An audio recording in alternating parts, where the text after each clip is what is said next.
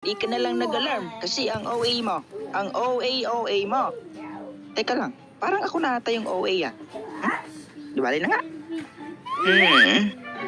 Anong oras na ba? Hala, malilate na pala ako.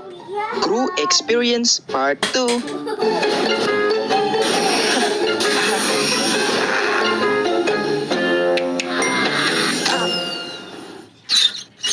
Aray!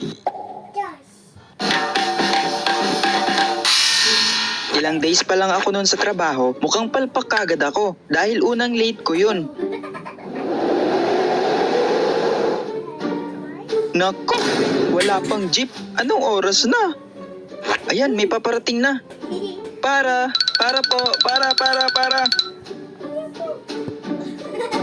Naku, Tutoy, wala na. Punuan na kami, oh. Manong, baka pwedeng sabit na lang po ako, oh. Naku, hindi pwede. Baka madali pa ako dahil sa'yo, eh. Sige na po, malilate na kasi ako, eh. O Shasha, sige na nga, sumabit ka na dun sa uli. Sanay na rin ako sumabit ng jeep, kaya okay lang yun sa akin. Ang importante, makarating kagad ako sa trabaho. Sayang, baka makaltasan pa ako nun. Hindi pa nga ako nun sumasahod eh. Nako, traffic tayo. Nung na-traffic pa kami sa daan, kaya naisip ko na lang sa sarili ko. Ano kaya kung umabsent na lang ako? Talagang late na ako ng ilang minuto eh. Pero hindi pwede, kasi walang ibang magsusoda dun. Tsak mapapagalitan pa rin ako neto. At maya-maya nun, nakita ko yung paligid na malapit na lang pala ako. Kaya bumaba at tumakbo na lang ako nun. Kaya pa to. Konti na lang. Malapit na ako.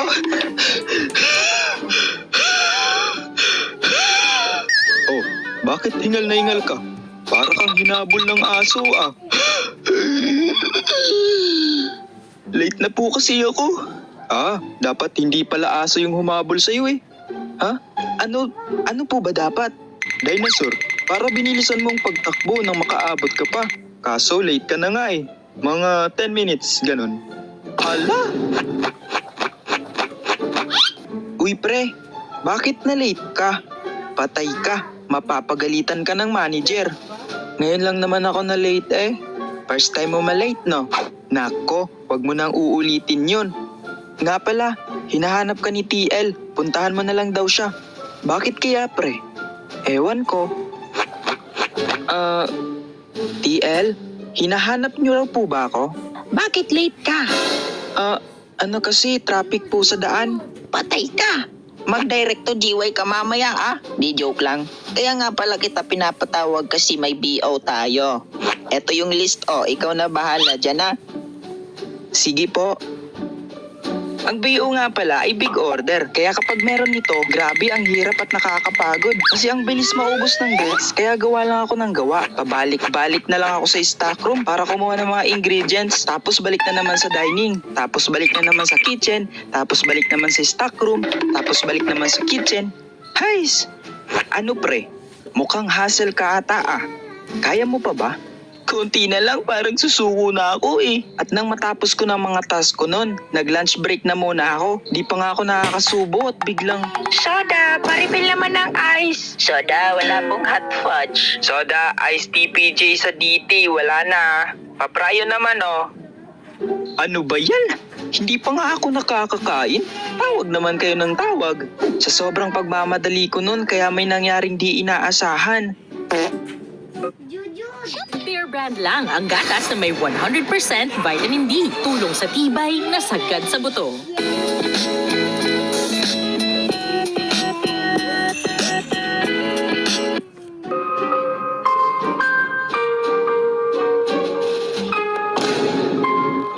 Hala! Nasagi ko. Anong nangyari dyan? Ma'am, di ko po sinasadya. Hala, bakit mo tinapon? Ma'am, sorry po. Di ba ikaw yung bago? Ilang days ka na nga? Pang-5 araw ko po ngayon. Dapat alam mo na yung mga safety rules natin dito. Hindi yung lalampa-lampa ka dyan.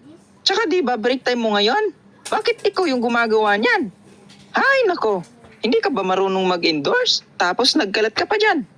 Meron pang audit ngayon. Hindi ka pa ba natututo? Ano yan? Ikakaltas na lang natin yan sa sahod mo ah. Anyways, linisin mo na yung mga natapon mo. Yes po.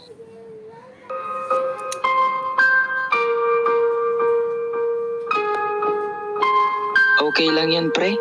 Lahat naman tayo nagkakamali eh. Bawi na lang next time. Tama na nga ang drama. Baka bumaha pa dito ng luha. Pero pag out ko nun, ang lungkot-lungkot ko talaga. Kasi first time mangyari yun sa buhay ko. Na ma-pressure at mapagalitan. Kaya habang papauwi na ako nun, napag-isip-isip ko na, siguro, hindi nga bagay ang trabahong to sa akin. Ano kaya kung mag-resign na ako bukas? Tama yung naiisip mo, bata. Mag-resign ka na. Siguro natuto ka na sa mga sumbat sa'yo kanina. Kaya huwag ka nang mag-alinlangan. Kung ako sa'yo, mamaya magsusulat na ako ng resignation letter.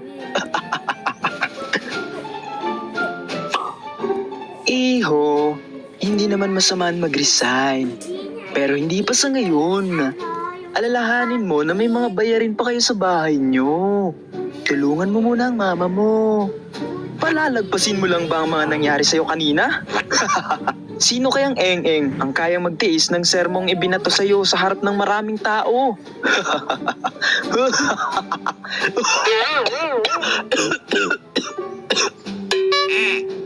Alam mo, kailangan rin talaga ng taong mga pagsubok. Dahil ako, naniniwala ako sa kasabihan na ang taong may tiyaga, may nilaga. Hindi. Ang taong may tiyaga, may patience. O, alam mo na. Ang taong may tiyaga, may patience. Okay, copy that. 1 month later. Ma!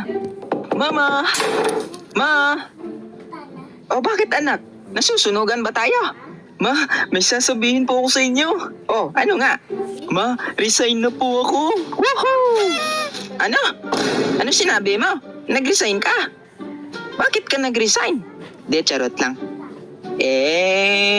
Kung yan talaga yung gusto mo, de, go lang anak. Piliin mo kung saan ka sasaya. Susuportahan kita kahit magtungki ka pa. Mama naman. Di, joke lang. Siyempre dapat sa marangal na trabaho lang. Magmula nun, napagtanto ko na hindi nga para sa akin ang maging isang empleyado, kundi ang mag-drawing, mag-animate at magpasaya ng maraming tao. So paano mga Lodi? Hanggang dito na lang muna tayo. Kita-kits na lang ulit sa next video. Bye-bye!